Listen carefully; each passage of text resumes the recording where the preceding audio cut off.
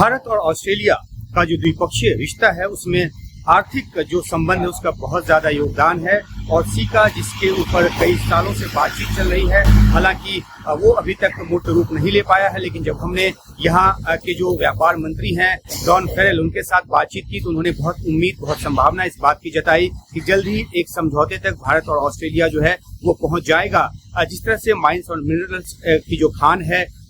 Australia में वो काफी ज्यादा भारत के लिए एक पोटेंशियल साबित हो सकता है और भारत जो है ऑस्ट्रेलिया के साथ न सिर्फ माइंस एंड मिनरल्स के तौर पे देखता है बल्कि ऑस्ट्रेलिया भी जो है वो भारत के साथ न सिर्फ उसको बाजार के तौर पर देखता है बल्कि जो ऑस्ट्रेलियाई जो प्रोडक्ट है या ऑस्ट्रेलियाई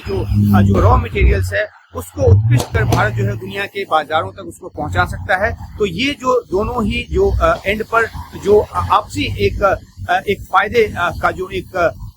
की जो संभावना देखी जा रही है उसकी वजह से दोनों देश आर्थिक तौर पर स्वाभाविक रूप से नजदीक आते नजर आ रहे हैं। एक अहम बात ये भी है जो टैरिफ की जो बात है, हालांकि जो विदेश मंत्री उनके साथ भी बातचीत में टैरिफ का मुद्दा उठा और जो व्यापार मंत्री हैं उनके साथ भी बातचीत में टैरिफ का जो मुद्दा है वो उठा। उन्होंने साफ तौर पे कहा कि वो टैरिफ के खिलाफ हैं और टैरिफ जो है वो नहीं लगना चाहिए। ऑस्ट्रेलिया का जो रुख है, ऑस्ट्रेलियाई सरकार का जो रुख है, उनके तमाम मंत्रियों का जो रुख है वो इस तरह का है। लेकिन फिर भी ये देखने की बात है कि जो अमेरिकी राष्ट्रपति ट्रंप हैं वो लगातार अपनी जिद पर अड़े हुए हैं और इस बात के उलट की क्योंकि क्वाड के वो पार्टनर है, अमेरिका क्वाड का पार्टनर रहा है और ऐसे में उनकी तरफ से ये जो कठोर रुख दिखाया जा रहा है, ऐसे में क्वाड का भविष्य क्या होगा ये एक सवालों के घेरे में जरूर है। लेकिन ऑस्ट्रेलिया को इस बात का भरोसा है कि इस तरह की जो उथल पुथल है उससे निकलकर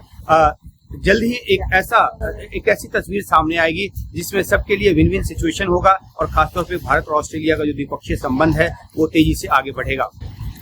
पर्थ से उमाशंकर सिंह।